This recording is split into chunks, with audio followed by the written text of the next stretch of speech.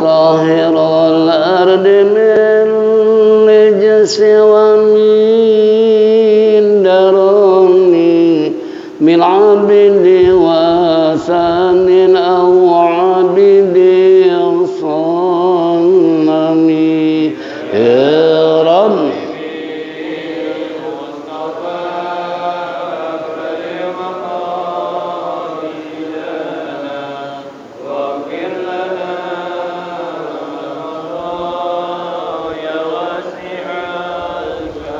لله من منقذ الإنسان من سقر خير البليات من غرب ومن أجم يا رب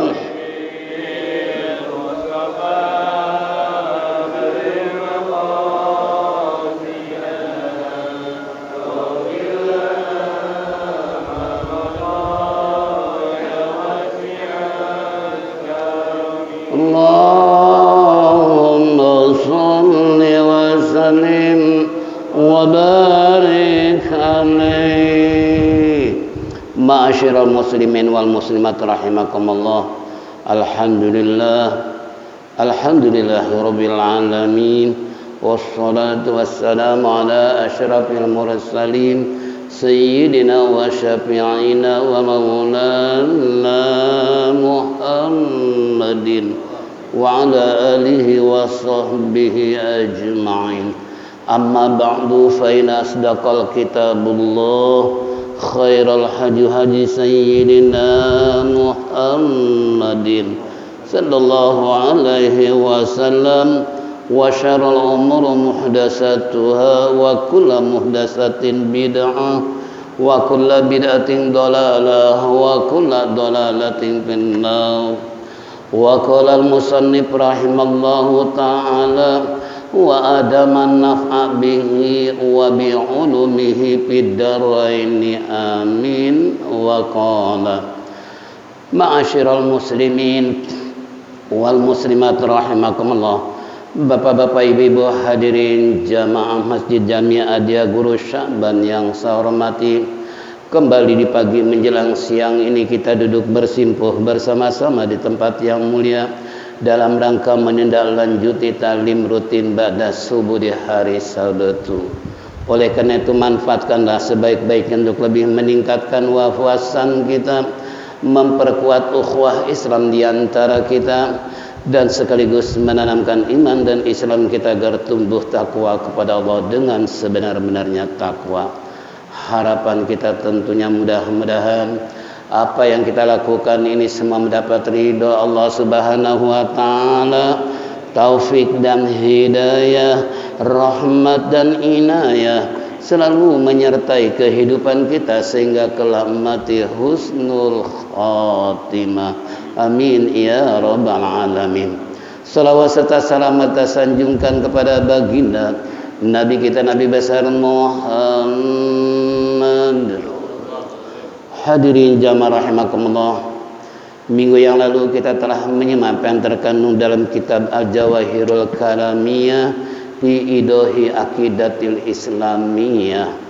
Kembali Risalatul Ma'awanah halaman 101. Wa alaika qala al-musannif rahimallah wa alaika an tatafakkara fil akhlaqi wal a'malil lati wasafallahu biha awliya'ahu wa a'da'ahu wa fima a'adda lil fariqaini minal khairil ajili wal ajili.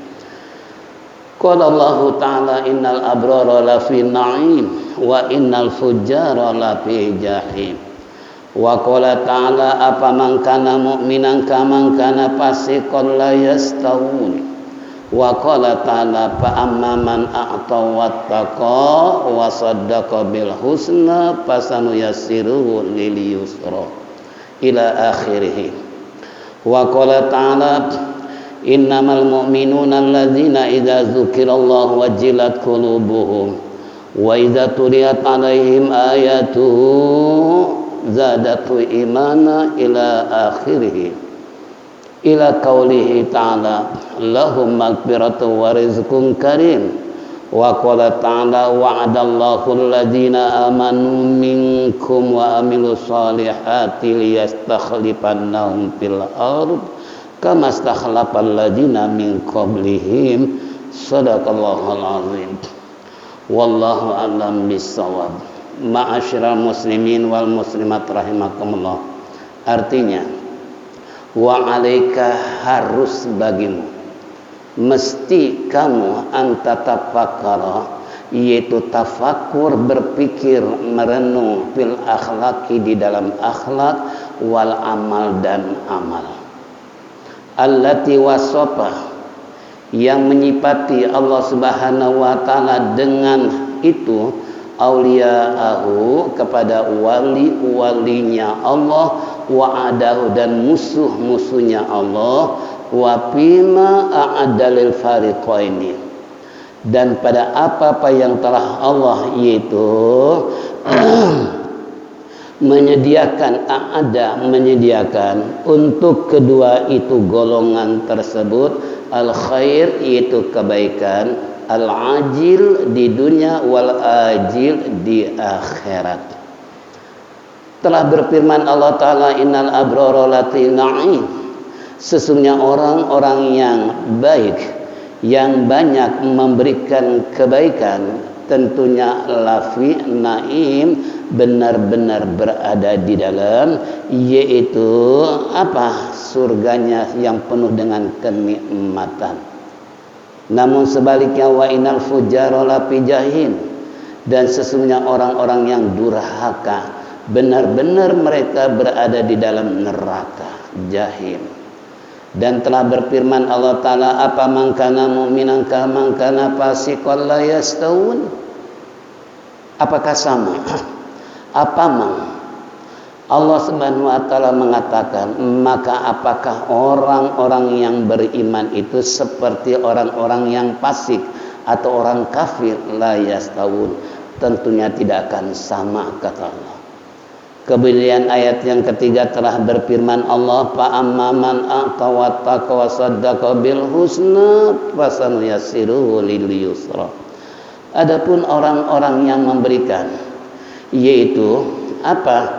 A'ta, yang memberikan hartanya, wa taqa, dan dia bertakwa kepada Allah, wa saddaqa bil husna, dan membenarkan tentang pahala yang berbuat baik, fasanuyassiruhu lil yusra, maka kami, kata Allah, akan menyiapkan baginya adalah jalan yang mudah. Ila akhirih ayat. Dan Allah telah berfirman, innamal mu'minuna alladzina idza dzukirallahu jilat qulubuhum, sesungguhnya orang-orang mukmin itu adalah ciri-cirinya apabila disebut nama Allah, gemetar dia punya hati mereka. Wa idza tuliyat alaihim ayatuhu, dan apabila dibacakan ayat-ayat Allah terhadap mereka, maka ayatuhu, ayat tersebut tentunya semakin bertambah iman mereka. Ila qouli ta'ala lahum maghfiratun wa rizqun karim, sampai ayat terakhir, bagi mereka adalah ampunan dan rezeki Allah Subhanahu wa ta'ala yang maha yaitu mulia. Dan terakhir telah berfirman Allah Ta'ala, wa'adallahu alladzina amanu minkum wa amilus solihati, dan Allah telah menjanjikan untuk orang-orang yang beriman di antara kamu dan beramal soleh, la yakhsifannahum, dia sungguh-sungguh akan menjadikan mereka yaitu berkuasa fil ardi, di muka bumi, kama stakhlafal ladzina min qablihim, sebagaimana dia telah menjadikan orang-orang yang berkuasa sebelum kamu. Ini beberapa ayat dengan komentar musannif bahwa kita harus berpikir, kita harus berbuat di dalam akhlak yang tentunya akhlak yang baik, akhlakul mahmudah. Karena akhlak itu kan terbagi dua, Ada akhlak mahmudah, ada akhlak mazmumah. Ada akhlak yang baik, ada akhlak yang buruk. Ya, ada adab yang benar, ada adab yang enggak benar. Nah, ini yang harus kita miliki adalah yaitu yang disebut akhlakul karimah atau akhlakul mahmudah. Nah, kita harus berpikir bagaimana supaya kita punya akhlak yang baik, terutama di dalam pergaulan hidup sehari-hari yang sangat heterogen masyarakatnya dari segi sosial, pendidikan, jabatan maupun ekonomi. Disinilah peranan akhlak yang mulia kita harus tunjukkan terhadap mereka, bukan sebaliknya. Kenapa? Karena baginda Rasulullah sallallahu alaihi wasallam bu'istu liutammima makarimal akhlak, bahwasanya Nabi diutus ke permukaan bumi untuk menyempurnakan akhlak. Dalam situasi dan kondisi zaman jahiliyah kayak apa bobroknya akhlak mereka. Tiada hari tanpa minuman, tanpa mabok. Tiada hari tanpa perjudian. Tiada hari tanpa perjinahan. Tiada hari perampokan, pencurian dan sebagainya, kezoliman merajalela di saat itu. Rasulullah diutus di tengah-tengah bejaknya akhlak dengan tujuan, kata baginda Rasulullah, untuk menyempurnakan akhlak. Nah, ternyata Allah memberikan satu jalan yang terbaik untuk perjuangan Rasulullah, mampu mempropagandakan orang-orang jahilah yang tadinya zaman kegelapan menjadi terang benderang, yang tadinya menyembah berhala, minuman, dengki, perbuatan zolim dan sebagainya, oleh Rasulullah SAW dibenahi sedikit demi sedikit. Nah, sehingga sekarang menjadi terkenal di dunia. Tidak ada negara yang aman dan nyaman kecuali Mekah dan kota Madinah. Ini sebab akhlak Rasulullah. Bisakah kita menerapkan apa yang dicontohkan oleh Nabi, baik seorang pemimpin maupun seorang pedagang, pejabat dan lain sebagainya? Ini telah berikan contoh Rasulullah, akhlak seorang komando dalam perang, tokoh dalam masyarakat, pemimpin dalam umat. Nabi menonjolkan yang paling depan adalah akhlak yang terpuji. Ini kembali bahwasanya harus dan mesti wajib kita berpikir di dalam masalah akhlak, karena ini peranan yang sangat penting dalam memberikan tauladan kepada generasi yang akan datang. Nah, kalau seandainya akhlaknya generasi saat ini bejat, dekadensi moral semakin merajalela, gimana yang akan datang? Kalau sekarang sudah seperti ini, gimana yang akan datang? Mungkin sangat sulit kita benahi. Mungkin apapun planning yang kita harus lakukan, tanpa adanya akhlak yang baik, jangan harap akan mampu membenahi mereka. Lihat Rasulullah SAW kayak apa? Karena ketauladanan pribadi Nabi yang mengajak manusia beriman, yang akhirnya mereka percaya kepada Nabi dengan sebab akhlak Nabi yang mulia. Kita pun sama. Kalau dalam hidup dan kehidupan bermasyarakat tanpa memiliki akhlak yang mulia, yang terpuji, jangan harap kita akan dihormati oleh orang lain, yang ada timbul kebencian dan lain sebagainya. Ini satu. Jadi peranan akhlak sangat penting, apalagi diiringi dengan amal-amal yang soleh.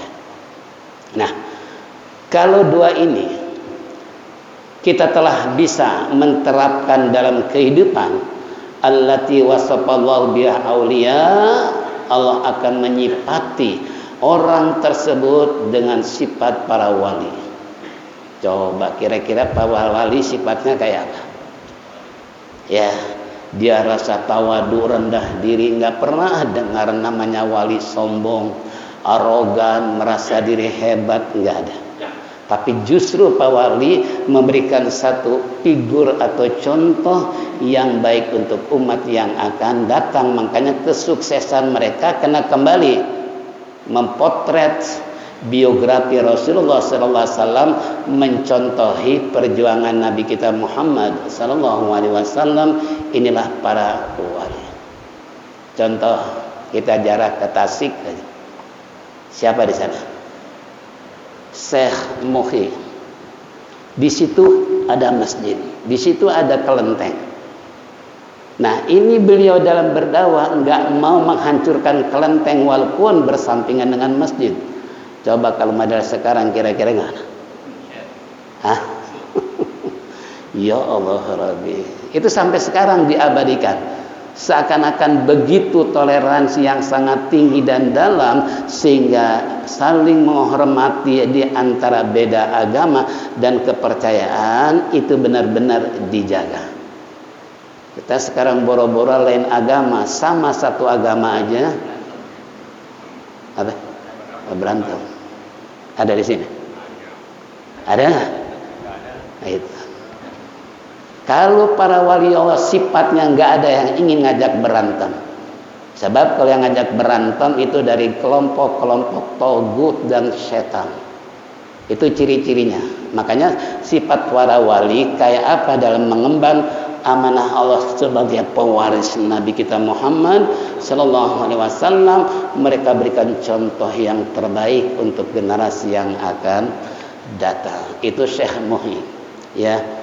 Bahkan kalau kita lihat beliau uzlahnya saja berkhalawat di dalam gua yang begitu, masuk ke dalam terowongan, berada di sampingnya itu kali pohon-pohon bambu. Di sini tempat berkhalawat beliau, ya. Karena dulu para wali-wali mesti mereka berkhalawat. Sebagai contoh aja, saya bulan yang lalu ke Kemu Pasir, beliau sedang uzlah berkhalawat. Kata cucunya, kata mantunya, kita saja udah sebulan setengah tidak boleh bertemu dengan beliau. Itulah artinya lah uzlah, menghindarkan diri dari berbagai macam hiruk pikuk, baik politik maupun ekonomi dan sebagainya. Nah, sehingga beliau untuk menyelamatkan diri harus uzlah, berkhalawat, menyendiri, ya. Padahal kita tamu-tamu ingin bersilaturahmi dengan beliau, namun kata anak cucunya, abah nggak boleh temui. Kita aja cucu anak ini udah sebulan setengah nggak boleh ketemu. Kalau kita bisa kan? Nah. Dan beliau itu makanannya itu nggak pernah beli di pasar. Beras sawahnya banyak, jengkol, pete. Sampai-sampai kita 2 mobil ke sana jemaah kita, ibu-ibu sama bapak 2 mobil waktu itu. Lagi musim pete, dasar ibu-ibu lihat pete langsung mending kalau diborong. Ini minta. Ada anak santri. Saya tanya, ini punya siapa? Punya kiai? Emang mau? Ya mungkin rupanya sama kiainya dipesan kalau ada yang mau pete suruh ngambil aja tanpa bayar. Kalau mau silakan ambil aja kan. Ya namanya suruh ngambil, ya ngambil. Apalagi orang Jakarta ke kampung nggak boleh lihat. Masya Allah. Nah ini dipetik pete. Terima kasih sama anak santri itu. Nah ini mungkin disarankan sama kiai karena orang dulu memang benar. Kalau nanam pohon-pohonan sebelum jadi diajak ngomong tuh pohon. Wahai pohon pete, wahai pohon seri, wahai pohon nangka, mangga, rambutan, seandainya engkau tumbuh berbuah, saya rela ikhlas siapapun yang ngambil engkau wahai rambutan. Orang sekarang gitu. Udah dipagar, mangga baru pentilan, udah dibungkus pakai kantong plastik. Saking apanya tuh? Nangka dibungkus pakai karung, ya Allah Rabbi. Saking apa? Pelit. Orang dulu itu begitu dia nanam duren apapun, diajak bicara. Seandainya kau tumbuh berbuah, saya rela untuk diambil siapapun yang ingin mengambilnya. Sampai segitunya. Makanya orang dulu hidupnya berkah-berkah. Kalau orang sekarang boro-boro berkah, gajinya puluhan juta aja masih korupsi. Nah, hitung-hitungan orang sekarang. Kalau orang dulu nggak ada hitung-hitungan. Itu contoh orang dulu. Pohon seri di depan rumah sengaja disiapin. Pagi-pagi burung berkicau ramai di atas pohon seri sambil makan buah seri. Anak-anak pagi-pagi manjat di pohon seri yang sudah hitam dan manis. Itu orang dulu nggak pernah digebah, diusir, apalagi diomelin. Kalau orang sekarang, Masya Allah. Makanya saya ingin kembali seperti zaman dulu, akhlaknya kayak apa mereka. Ini sifat para wali, ya. Jadi sifat para wali itu yang sedemikian lupa menonjolkan akhlak mulianya yang tidak pernah istilahnya apapun diperlakukan oleh siapapun, para wali tidak pernah marah. Para wali lebih baik diam dan dia uzlah demi untuk menyelamatkan diri dari berbagai macam perbuatan-perbuatan yang zalim dan kemaksiatan. Inilah Allah menyifatkan orang yang punya akhlak dan beramal baik disifati dengan para wali. Dan sifat para wali, saya setelah kemo pasir beliau nggak ada karena lagi uzrah. Sampai mantunya nanti deh kalau dia boleh bebas bertemu nanti kita hubungi. Ya. Dari siapa? Dari Pak Anu ya. Kita lanjut ke Abah Armin di Cibuntu, jalan sawah, jalan kebun segala macam. Karena beliau punya akhlak dengan kewalian yang sangat ketara bagi umat Islam yang tahu biografi beliau. Karena beliau adalah orang yang sering dikunjungi para pejabat, yang sering dulu Bung Karno, Pak Hatta, ya pejabat-pejabat lain sering itu bersilaturahmi dengan beliau. Nah, kewalian beliau adalah ketika mobil mereka terjerumus ke sawah, ini didorong oleh beberapa orang gak bisa-bisa. Entah karena apa, Abah Armin tiba-tiba datang bawa lidi. Itu mobil didorong aja pakai lidi, jalan sendiri. Wali bukan? Wali bukan? Nah kalau bukan wali didorong beberapa orang gak maju-maju tuh mobil. Iya kan? Tapi pakai lidi. Ya coba bapak-bapak jangankan satu kepel tuh lidi. Mobil didorong bisa jalan gak? Itu namanya apa? Wali. Dan sifat kewaliannya, saya ingat cerita saya buat dari Malim, dari guru saya. Ketika Malim datang rombongan, begitu berangkul, karena sunnah Nabi kalau lama tidak bertemu boleh kita berpelukan. Rasa rindu, rasa kangen kini telah disatukan kembali bertemu oleh Allah. Nah ini ketika Mu'alim suruh duduk dengan rombongan dari Jakarta, ini Abah Armin mau ke dalam ngambil asbak. Malum kiai-kiai paling doyan sama rokok. Begitu masuk, Assalamualaikum. Masuk ke dalam rumah, ngucapin salam. Pada bawa di asbak keluar, Assalamualaikum. Coba masuk ke dalam, Assalamualaikum, keluar, Assalamualaikum. Ngambil air ke dalam, Assalamualaikum, keluar bawa air, Assalamualaikum. Bagi orang yang awam kira-kira dianggap orang apa? Orang apa? Orang yang gak ngerti agama dianggap apa? Malim.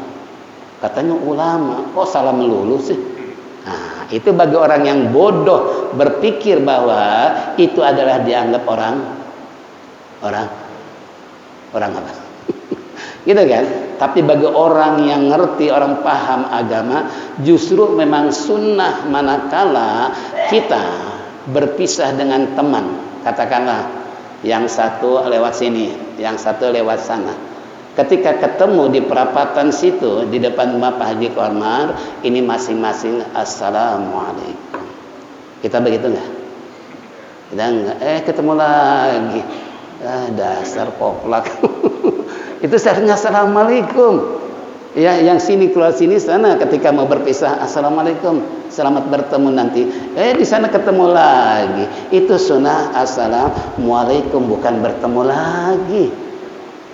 Itu bedanya kan, orang ngerti dengan orang yang nggak ngerti. Kalau orang ngerti diperlakukan apapun ya kayak sifat para wali. Lebih baik dia diam, nggak melakukan perlawanan apalagi dendam. Itulah sifat para wali.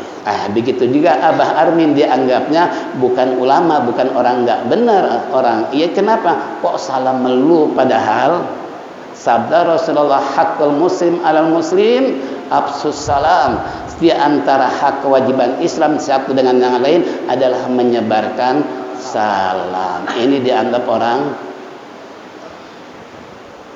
Yang ketiga, kewalian beliau sangat ketara. Ini cerita Mu'alim. Mu'alim kedatangan ke Haji Dahlan dari Cianjur. Orangnya tinggi besar putih, ahli tasawuf. Tapi kembali rokok nggak pernah lepas. Ulama kiai dulu kan rokok luar biasa. Begitu beliau datang ke Kebayoran, ya, ke Jalan Gandaria di rumah Mu'alim. Begitu datang, Mu'alim kaget. Loh, tumben kiai gini aya naon? Mu'alim kan bahasa kan dia bisa ya, bahasa Belanda, bahasa Jepang, bahasa Inggris, bahasa Cina, apalagi bahasa Sunda. Gini tumben aya naon? Kata Ki Dahlan, ada kayak priogi, mau ada perlu apa? Saya pengen beli kikir karena gergaji udah tumpul, pengen diasah pakai apa? Kikir. Tapi ada tapinya nih, kata Ki Dahlan. Saya dengar Abah Armin dia udah pulang dari Irak. Irak itu daerah Baghdad. Antara Irak dan Iran kan bertetangga. Beliau mau ziarah ke makam Syekh Abdul Qadir Jilani, merupakan wali kutub, itu kan.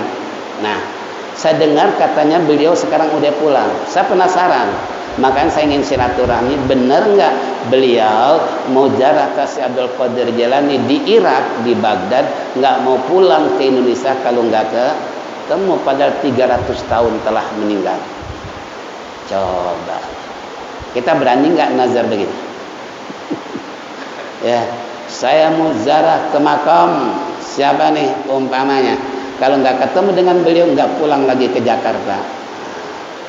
Kira-kira berani nggak nazar? Ini ke Baghdad Irak, coba bayangin. Begitu Ki Dahlan, kata Mu'alim luar biasa cara. Sekarang begini aja lah, Kiai silakan datang ke Cibuntu. Masalah kikir saya siapkan, mau berapa? Mau 1, 5, 10 saya beliin. Yang penting pulang dari sana balik lagi sama saya. Saya juga pengen dengar ceritanya gitu kan, benar atau tidak. Tuh Mu'alim luar biasa. Kalau model kita kan cuek aja. Nggak perlu cari tahu gitu kan. Ya benar. Begitu Dahlan sampai ke sana, kemudian ngobrol dengan Abah Armin, kemudian pulang lagi ke rumah Mu'alim, menceritakan bahwa kebenaran beliau adalah bertemu dengan Syekh Abdul Qadir Jilani di saat beliau melaksanakan thariqah Syekh Abdul Qadir Jilani. Di tengah malam beliau sedang wirid zikir Syekh Abdul Qadir Jilani, tiba-tiba beliau keluar dan sekaligus menepak bahu beliau sambil berkata, lanjutkan thariqah saya. Masuk lagi. Di situ ya'riful wali ilal wali. Orang tidak akan kenal, tidak akan tahu wali kecuali wali sendiri. Karena yang datang ini tentunya wali, otomatis wali juga. Ada enggak wali murid pernah bertemu dengan wali kota? Pernah enggak? Ya, pernah. Wali murid pasti ketemunya dengan wali murid lagi. Wali kota ketemu dengan wali kota gitu kan. Nah, ini contoh. Itu beliau 300 tahun yang lalu meninggal dunia, ingin bertemu, nazar lagi nggak pulang ke daerah Cibuntu Pandeglang kecuali bertemu dengan beliau Syekh Abdul Qadir Jilani. Subhanallah. Akhirnya cerita singkat, udah Mu'alim menyerahkan kikir, cerita mu'alim langsung dari beliau ke Jedahlan, hanya beliau pulang ke Cianjur. Nah ini contoh, itu sifat wali yang sedemikian rupa sangat ketara dalam hal perilaku, akhlak yang mulia dan lain sebagainya. Bahkan wa'adahu, dan musuh-musuh Allah Subhanahu wa taala dan musuh-musuh para wali, wafima, dan pada apa yang telah dijanjikan Allah yang telah siapkan lil parokaini dalam dua kelompok yang berbuat baik, al ajil yang ajil segera, wal ajil yang ditunda atau di dunia dan di akhirat. Nah ini kembali buat mereka sudah disiapkan oleh Allah dua kelompok ini, yaitu mereka yang berakhlak mulia dengan beramal soleh, disifati dengan para wali, dan musuh-musuhnya itu kata Allah Subhanahu wa taala fima a'adalil fariqaini.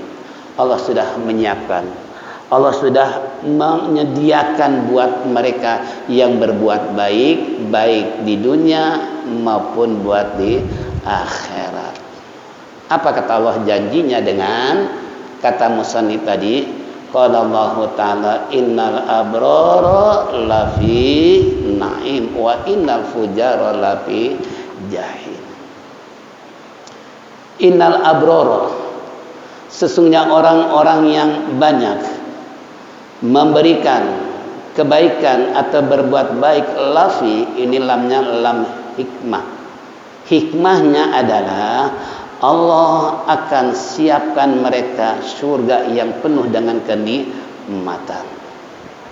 Ya, ini lapi benar-benar sungguh-sungguh Allah menyiapkan buat mereka yang berbuat banyak kebaikan tersebut apa? Naim, surga yang penuh dengan kenikmatan. Tapi kebalikannya, wa innal fujjara lafi jahim, sesungguhnya orang-orang yang durhaka, yang maksiat, yang berbuat dolim di permukaan bumi, lam lihil hikmah, hikmahnya adalah buat mereka adalah neraka jahim, orang yang durhaka, yang maksiat kepada Allah. Ini dua posisi sudah Allah siapkan, satu surga naim, jannatun naim, yang kedua neraka jahim.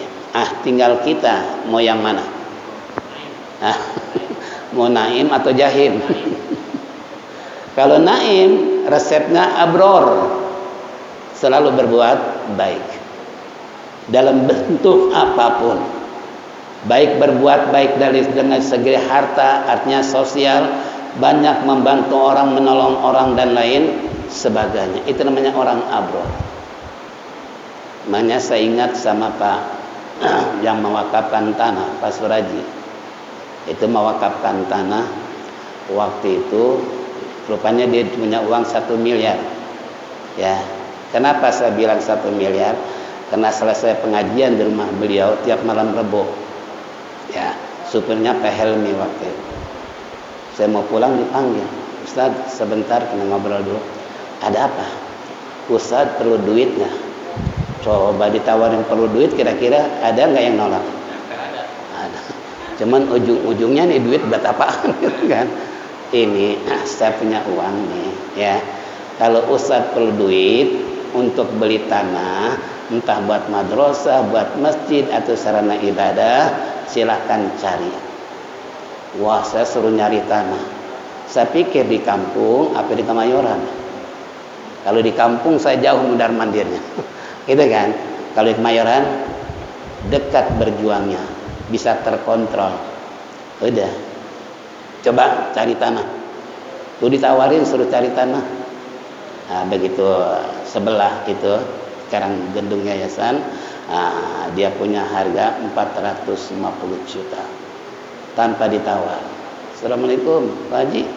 Kebetulan yang dekat dengan masjid, tapi 450 juta. Dah, minta nomor rekening.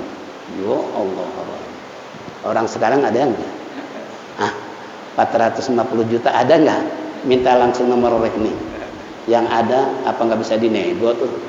Ditawar kayak 200 itu. Ini enggak. Ya Allah, langsung 450 juta. Ini separuh buat kiai saya di kampung, yang separuh buat ustaz. Nah, rupanya nih saya bilang tadi 1 miliar dia megang. Ya, udah. Nah, nanti kalau ada kekurangan, tolong hubungi saya, kata istrinya. Wah, bangun blas, kantor belum punya modal. Makanya saya 20 tahun nggak pernah duduk di kantor. Ya, telepon istrinya. Bu, ini kantor belum jadi nih, kekurangan biaya. Dia total berapa duit? Tolong kirim rekening. Di total sama Pak Ubi 10 juta Ustaz. Telepon, Bu, 10 juta. Nomor rekening berapa? Plus dikirim 10 juta. Selesai kantor. Alhamdulillah, saya nggak pernah duduk di kantor. Iya kan? Karena kita tahu ini ya, yayasan harus ada kantor kan gitu. Udah 10 juta jadi. Kantor selesai. Tapi keramik belum ada. Telepon lagi. Ini yang namanya abror model gini nih.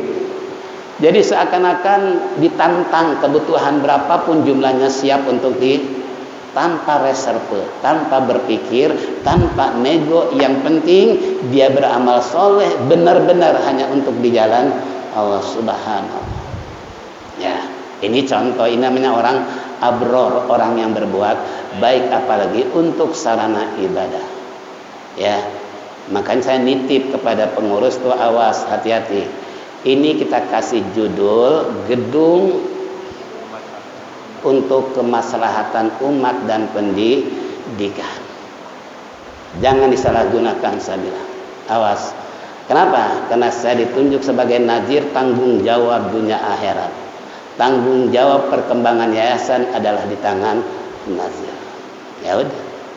Ke KUA kita bersama-sama minta sertifikat, kemudian ditunjuk oleh KUA, dan yang punya wakaf Haji Suraji dan istrinya, saya sebagai ketua nazir. Nah, makanya saya bilang, pokoknya nih gedung jangan disalahgunakan. Artinya kalau ada orang nyewa gedung, awas, jangan sampai ada dangdutan. Wah, kaget nih. Biasa orang hajat paling doyan kalau ada dangdutan, sebab nggak ada yang kondangan kalau nggak ada dangdutan. Biasa masyarakat gitu nggak? Gitu nggak? Iya kan?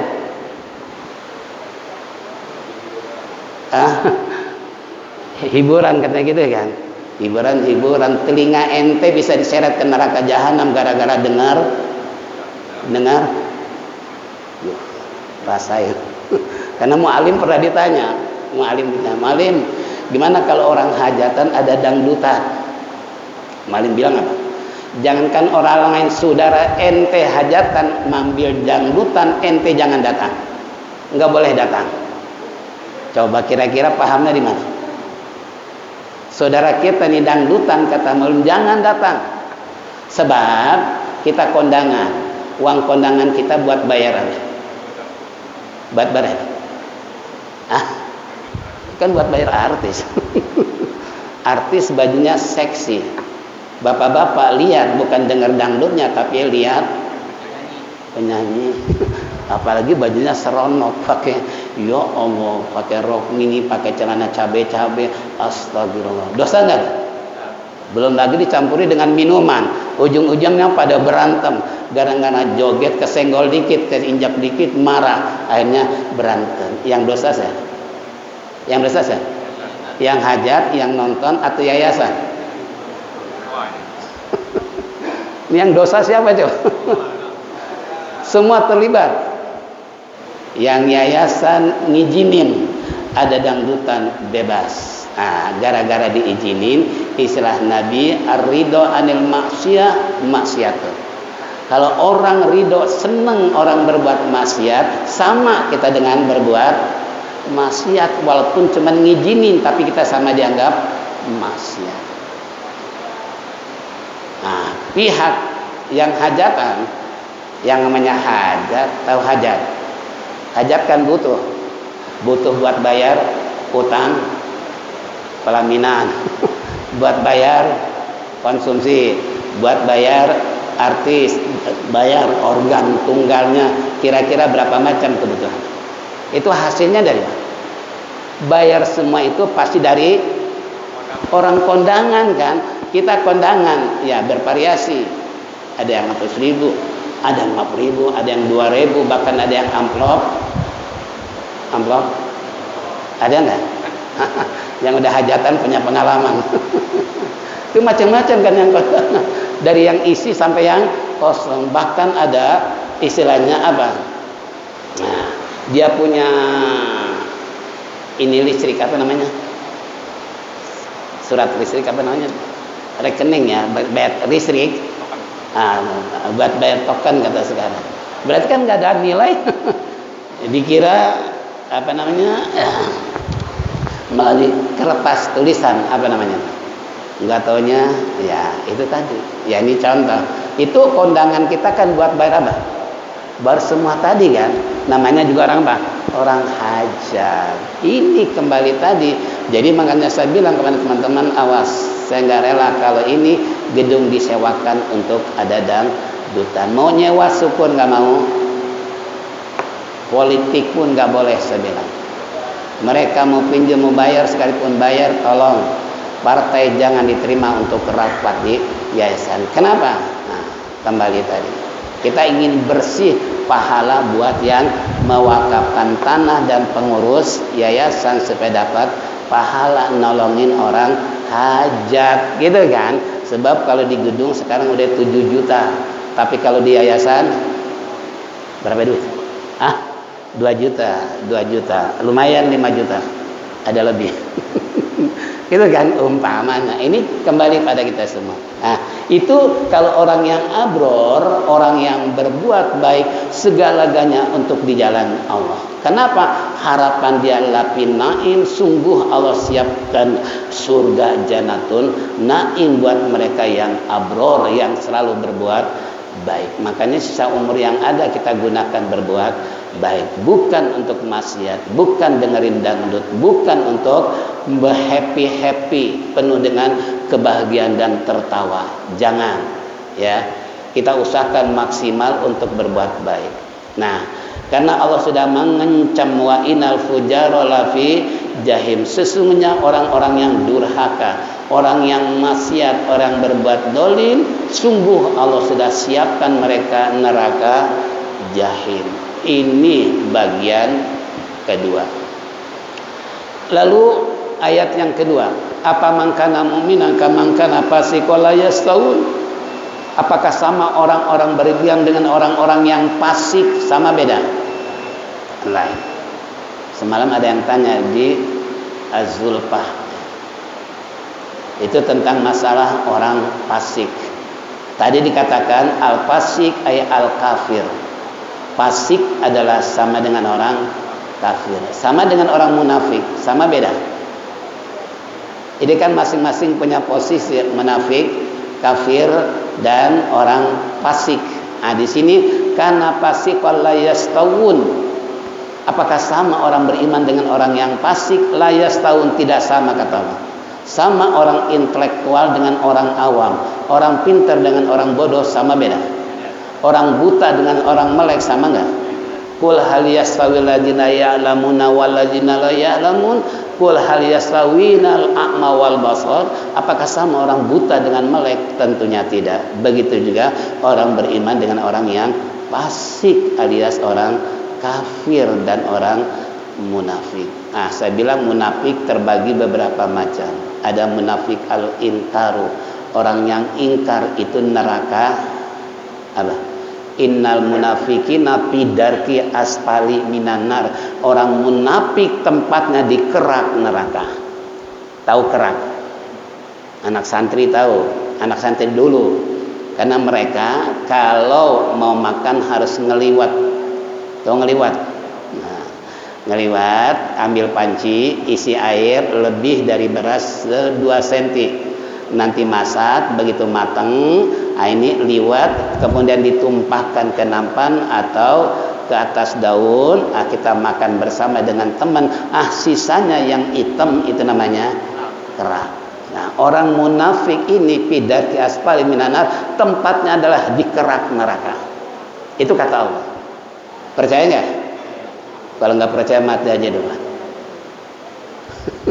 Innal munafiqina fi darki asfali minanar. Tapi dengan lain dengan ciri-ciri orang munafik, ayat munafik salah satu. Ciri-ciri orang munafik ada 3. Kalau bicara bohong, diamanati, khianat, dipercaya, berjanji, mengingkarinya. Ini ciri munafik, tapi tidak masuk dalam kategori neraka, dalam kerak api neraka. Kenapa? Karena dia munafiknya adalah bukan munafik ingkari, tapi munafiknya munafik hanya sebatas di mulut, gitu kan? Kalau berjanji dia mengingkari. Wah, pokoknya tenang aja. Masa ente nggak percaya, aneh sih. Ditunggu-tunggu nggak nongol. Itu namanya orang. Kalau bicara, bohongnya makin jadi. Umpamanya, kalau mereka diamanati, khianat. Makanya saya sebagai nazir masjid maupun yayasan, apapun yang terjadi, kalau orang ingin melakukan perubahan kebiasaan masjid dan yayasan, mau nggak mau nazir harus siap tempur. Kenapa? Menyalahgunakan amanat. Ya, amanatnya apa? Untuk kebaikan umat, malah justru dipakai maksiat, yang dosa sih. Itu saya paling ngeri, ya. Makanya saya terus terang aja sebagai nazir, kalau dengar yayasan maupun masjid dirubah tentang tradisinya, saya siap untuk titik darah penghabisan. Kenapa? Karena kebaikan dirubah menjadi air susu dibalas air tuba. Kita membangun untuk umat, generasi yang akan datang, dirusak dengan kebiasaannya, itu udah termasuk zalim. Masjid dirubah tradisinya, azan 2 kali sekali, tarawih 21:11, apa lagi? Tahlilan nggak ada, apa lagi? Ratiban nggak boleh. Itu namanya merubah tradisi. Ini orang awam yang melarang seperti ini. Kenapa saya bilang awam? Yuk kita diskusi. Yuk kita buat argumentasi. Kalau itu memang salah, itu kan? Kali ini memang berbuat dosa, silahkan. Yuk kita debat. Di mana kesalahan orang baca ratiban, baca burda? Ini saya jarak ke makam pengarang burdah di Mesir. Siapa? Imam Al-Bushairi.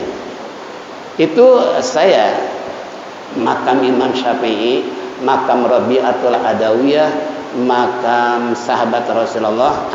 Itu di pinggir jalan persis makam pengarang burdah. Kenapa disebut burdah? Burdah artinya selendang. Karena beliau ketika mengarang burdah tersebut menderita stroke, lumpuh, nggak bisa jalan. Kemudian dia berjanji, seandainya saya normal kembali, saya akan lanjutkan burdah ini. Tiba-tiba datang Rasulullah ngasih sorban untuk diselimuti. Setelah diselimuti ternyata kembali normal. Akhirnya melanjutkan burdah. Itu ngarang burdah nggak gampang loh. Iya kan? Ini orang nggak ngerti tapi ngerti burdah, pengen ngerti juga kagak artinya. Baca juga belum pernah. Ini namanya tradisi Sa'ban. Ya, jangan coba-coba ingin merubah. Ya, saya ditunjuk sama Pak Haji Mas'ud dan keluarga Pak Wakif untuk jadi nazir. Kenapa? Karena tadi mempertahankan tradisional yang ahlu sunnah wal jamaah. Ini kembali, jangan coba-coba, jangan sok ngerti kalau memang nggak ngerti. Kalau mau silahkan cari masjid yang lain, kan beres dah. Itu namanya nggak cari berantem. Kalau Anda ingin sholat sebelah silakan, tuh di masjid anu. Kalau adzan sekali tuh di masjid anu, jangan merubah di Sa'ban. Itu kan. Nah ini contoh. Jadi makanya kembali kalau kita bicara sampai jam 3 sore juga nggak berhenti. Tapi waktu isyraq telah tiba. Ya inilah saya kira kesimpulan bacaan tadi sampai apakah sama orang mukmin dengan orang kafir alias orang fasik?